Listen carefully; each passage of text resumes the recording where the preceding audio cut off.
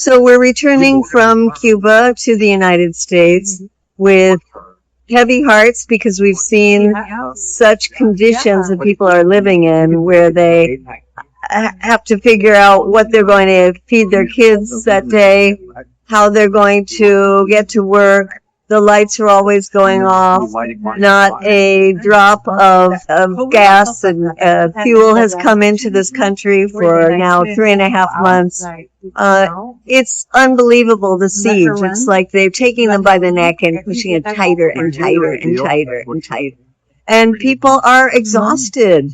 And so we're leaving thinking that what our government is doing is just so cruel. And we want to go back and get people more active to oppose this policy that's being run by a small group in southern Florida that pretends they care about the Cuban people, actually don't give a about the Cuban people. So it was a very, very profound trip, and I think people are going back with a lot to say and do about U.S. policy. I was born and raised in Cuba. I live in Miami, and I want United States and Cuba to get along.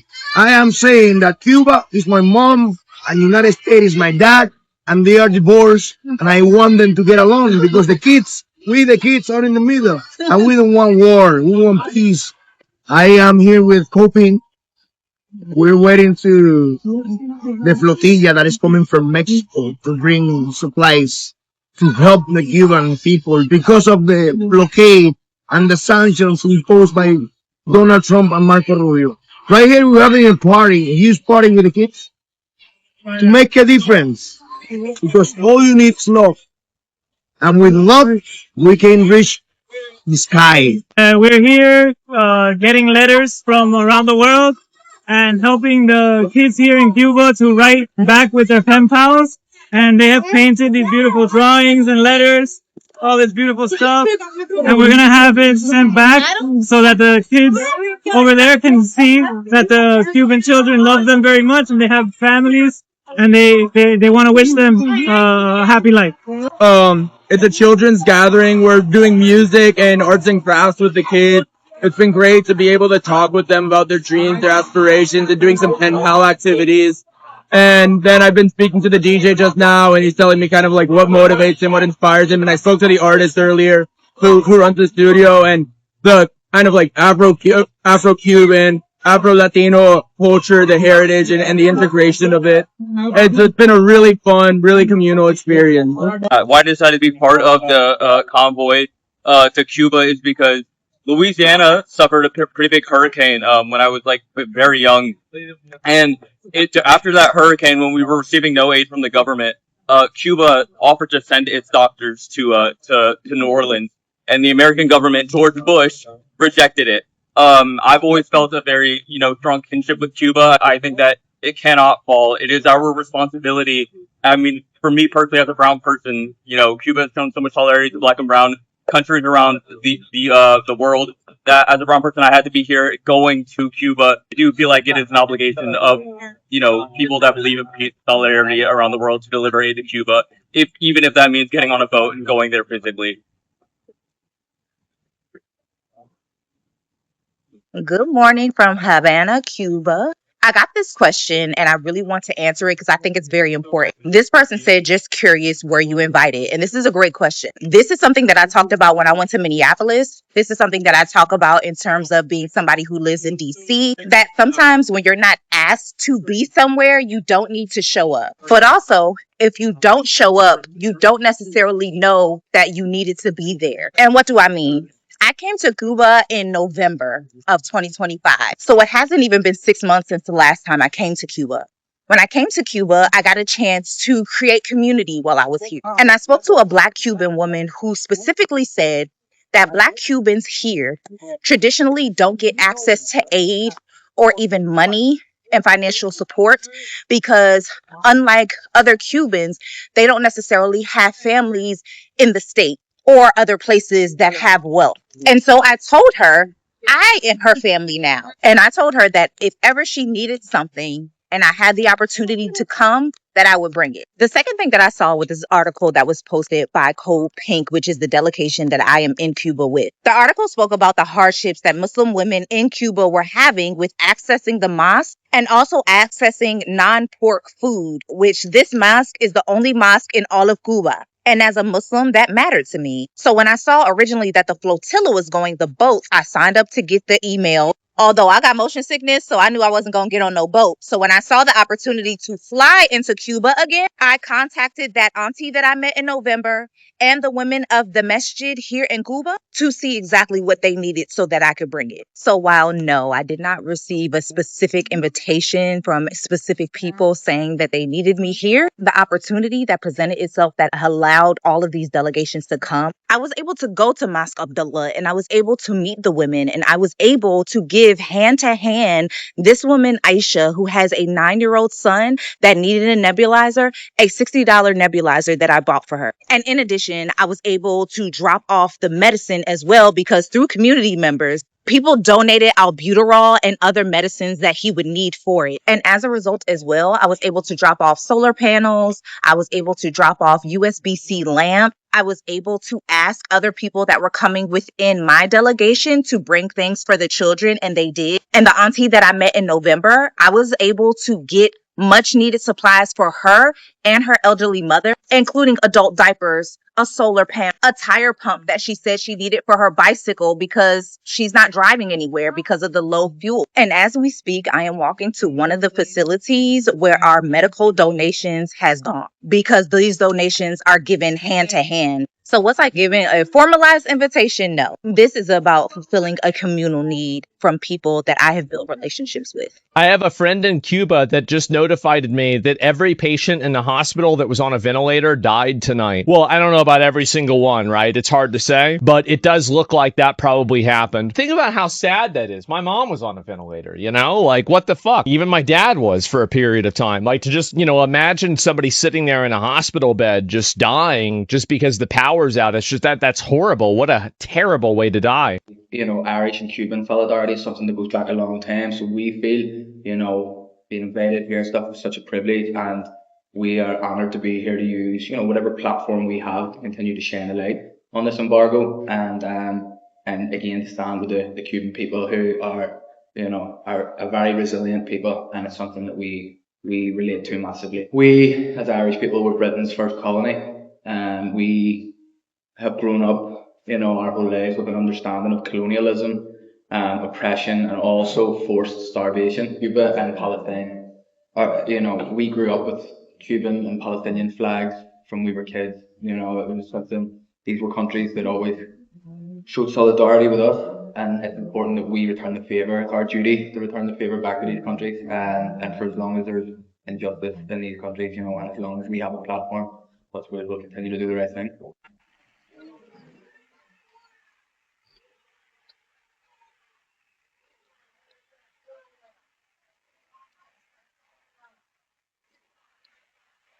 I was a group of American leftists clapping in the dictator of Cuba, Miguel Díaz-Canel. You want to know the craziest thing about this whole thing? That this building right here, where all of these American socialists and communists are, this is where the National Congress meets. Of course, only one party, the Communist Party, but this is where they all meet.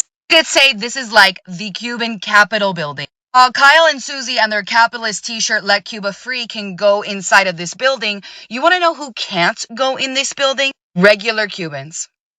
Regular Cubans could never step foot inside of this building because they're not allowed to. You know what else they weren't allowed to do? Elect him as president. Nor him. And he looks like he's pretty well fed. The irony of you guys protesting your own country's actions towards Cuba, totally ignoring that Cubans cannot do the same to the man that you just clapped in. Sure, keep acting like you're a revolutionary, because at the end of the day, you're not. This is so common now that we've accepted it, says 37-year-old Lysandra, her one-bedroom apartment lit by a battery-powered lamp, a couple of hours after Cuba's electrical grid suffered its second national outage this week. We've been forced to adapt, she says. Cuba's Ministry of Energy and Mines posted a statement at 6:45 p.m. Eastern Time Saturday that power had gone out across the country. Roberto Morales, a top Communist Party of Cuba official, posted on X that the power failures were caused by the U.S. oil blockade on Cuba that is now into its third month. About 80% of Cuba's electricity is generated by oil. This is something we're used to, says Lissandra's 16-year-old daughter Claudia, after eating her supper by cell phone light. She says her external cell phone battery charger is much more important now. If there's no power, we don't get water, because the pumps don't work, says Lissandra. She has 55 liters left in 2 tanks, and is now starting to conserve. Tomorrow, we'll see when we wake up if there's power, she says. We have some big news right now. Cuba is preparing for possible military aggression by the United States of America, according to Cuba's deputy foreign minister, who was interviewed on NBC. It comes as Cuba's power grid has collapsed for a third time in a matter of months, following the United States' ongoing blockade of all oil coming in and out of Cuba. According to the Associated Press, Cuban authorities are actively working to restore power to parts of the island. It was a complete and utter blackout. There is an ongoing blockade essentially happening. The United States is preventing oil from coming into Cuba. And at the end of the day, the people that are suffering the worst are the Cuban residents, who are facing blackout after blackout. And while the Trump administration claims that their next target is Cuba, whether that is a military invasion or some type of increased diplomatic pressure, remains to be seen. I'll have more updates for you as always, so spread the word and follow along to stay up to date on all the news you need to know about. The people that went to go give aid in Cuba are kissing the regime's ass right now. They gave a standing ovation to the president of Cuba, Díaz-Canel.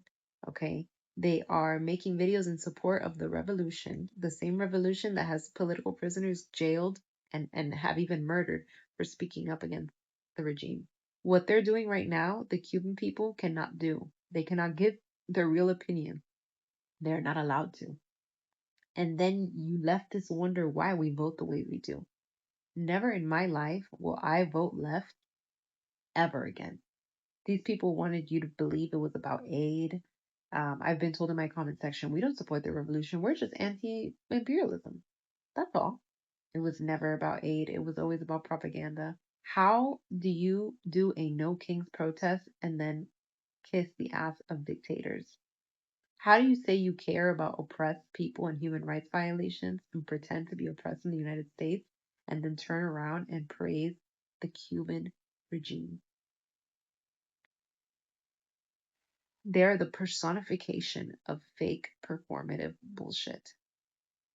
And I hope the world can now see who they really are, what they really support, who they really stand with, and why the Cuban people vote the way we do. We have always seen right through you. And I'm really excited for Cuba to be free so they can fucking kick and scream all they want. We will never, ever bend to communism and socialism. We will never, ever support you people ever again in our life or any fucking cause that you want us to get behind because we know how vile you truly are. While the world watches the Middle East, Trump quietly cut all oil shipments to Cuba and imposed tariffs on any country trying to help. Cuba's collapsing. No oil shipment for 3 months. The electrical grid collapsed on March 16th. Nearly 10 million people without power. Sewage is mixing with drinking water. The economy is completely stopped. But this is the part that no one talks about. A Russian tanker carrying 730,000 barrels is heading towards Cuba now. If it arrives, it will give the island only 10 additional days of survival. The U.S. Coast Guard is already waiting to intercept it. Russia sent the tanker with a naval escort through the English Channel, then quietly withdrew before reaching the Atlantic Ocean. The message was clear. Russia cannot project its power at this distance, and Trump knows that. He already said that something will happen with Cuba very soon. Every ICU patient in a hospital in Cuba has died. There is a hospital out there where every patient has reportedly died.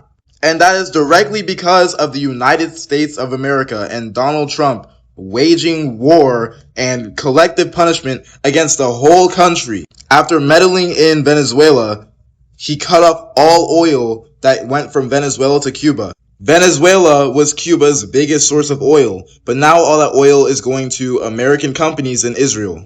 And so for the past month now, Cuba has been starving. They've been having no oil, no aid going into Cuba because of the blockade. And every time countries like Russia and Mexico try to give Cuba aid, the US shuts that shit down. So now Cubans are starving. Cubans aren't getting energy. Hospitals are going dark. And apparently every ICU patient or most ICU patients in this one hospital have died because of the power outage. What's happening in Cuba right now is a massive humanitarian crisis that no one is talking about that is directly caused by the United States actions.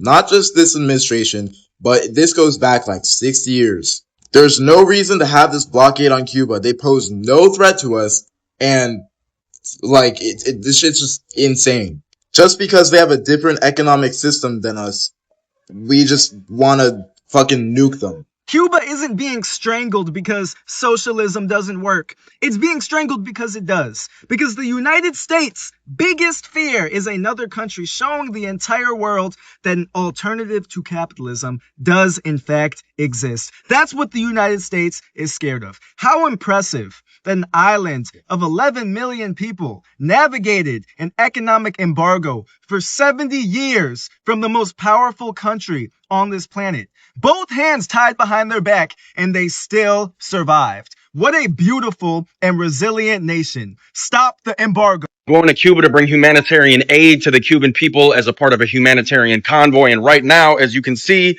I'm buying portable chargers. I'm going to go buy medical aid as well as prenatal vitamins for the people in Cuba. And if you would like to contribute, I'm going to put a Venmo up right here. It's actually the same as my Instagram, Lavish Mac.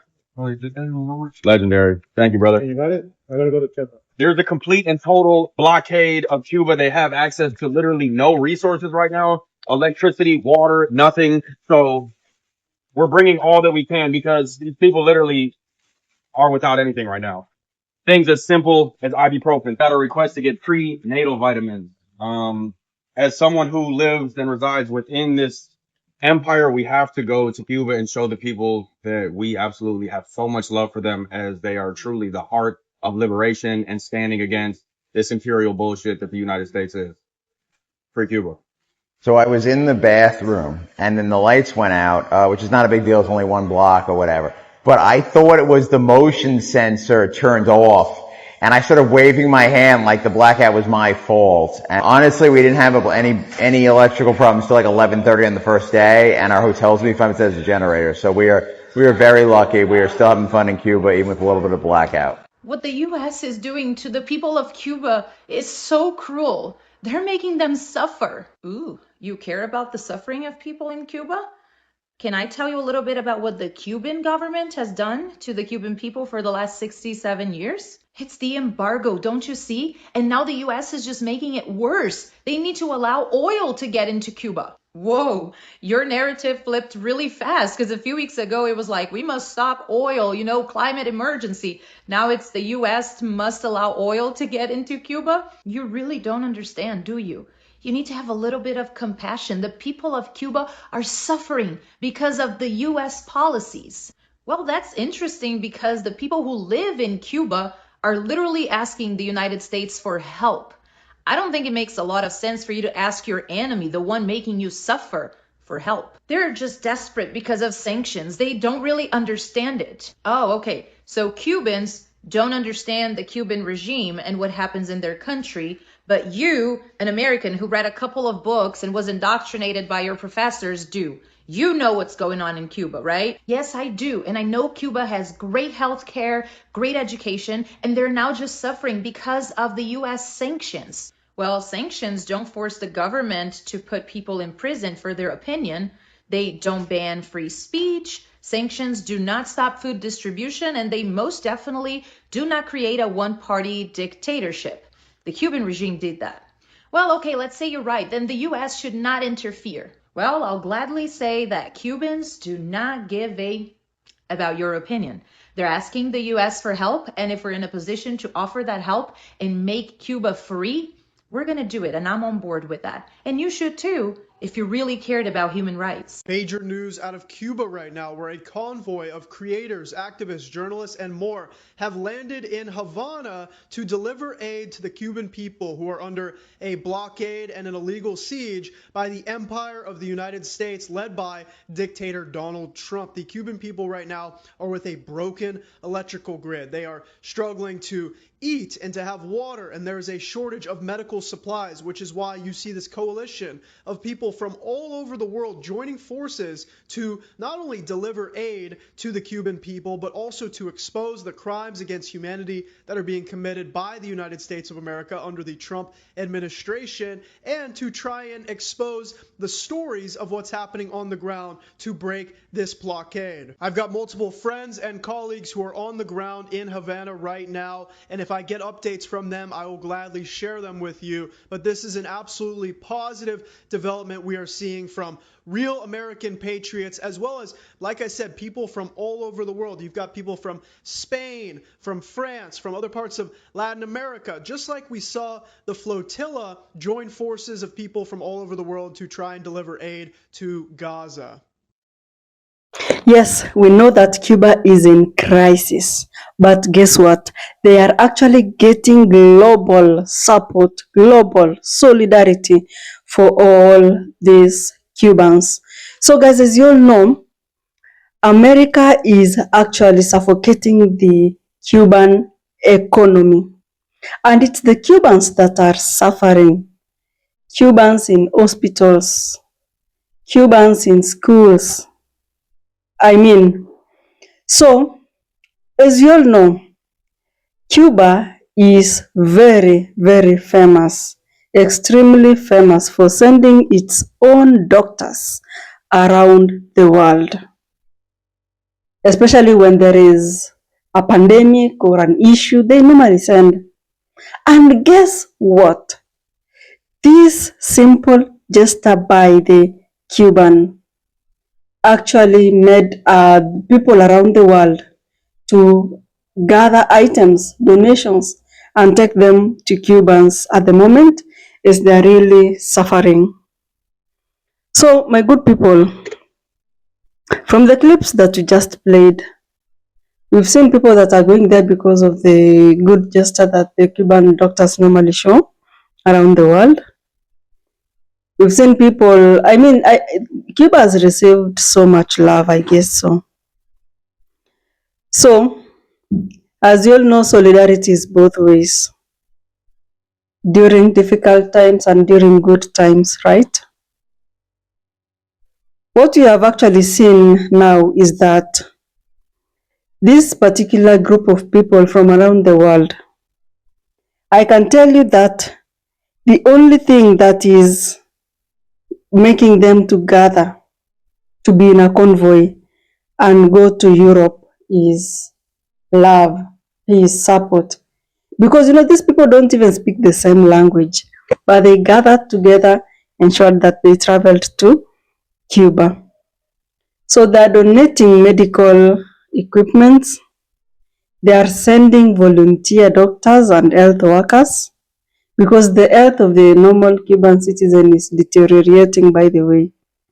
They are also partnering with Cuban hospitals, and you all know that at the moment there is no electricity in the hospitals of the Cuban people.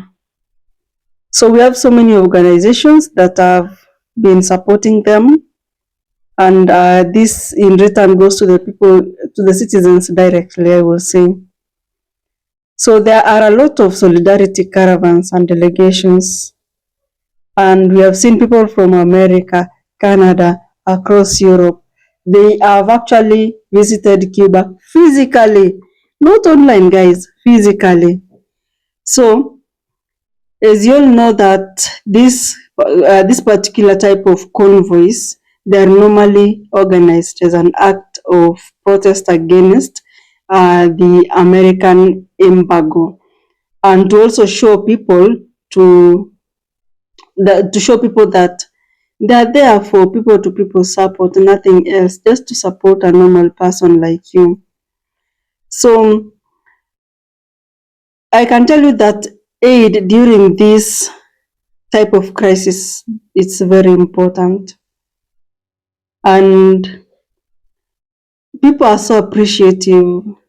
I hope you've seen the clip of the Cubans in the streets. I don't know if I will attach it here, but in case I attached it here, you also how these people were looking lonely in the streets of Cuba. You can clearly see that there is nothing moving there. People are just walking. In normal scenarios, you will see people doing businesses, literally business, running up and down. But here, they are just strolling. They're doing nothing. Nothing. It's like the economy has completely collapsed.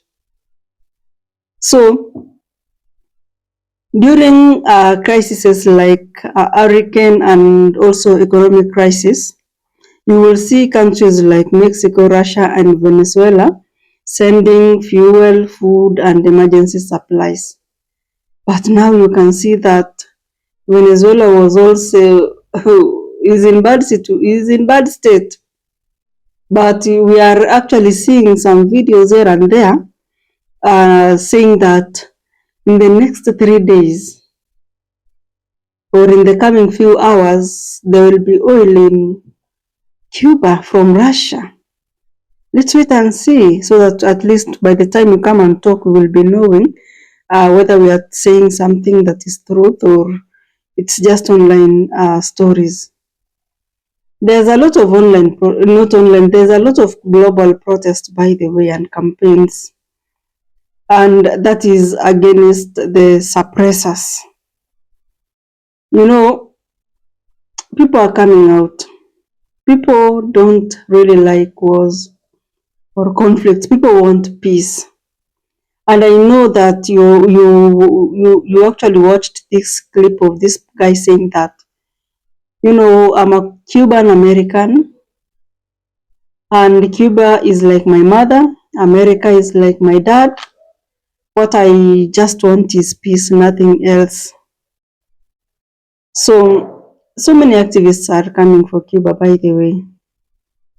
I think it's my first time seeing them in Cuba.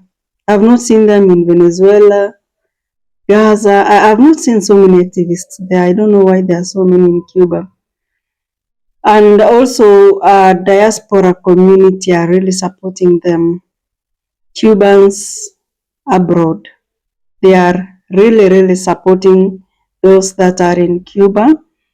But again, once they have imposed restrictions, sanctions on the Cuban people, I don't know if these remittances work, because sanctions not only mean that you are not going to trade, it also means that the global paying systems are not working in those countries, and therefore there's no way that anybody can pay for any service or send money or even receive.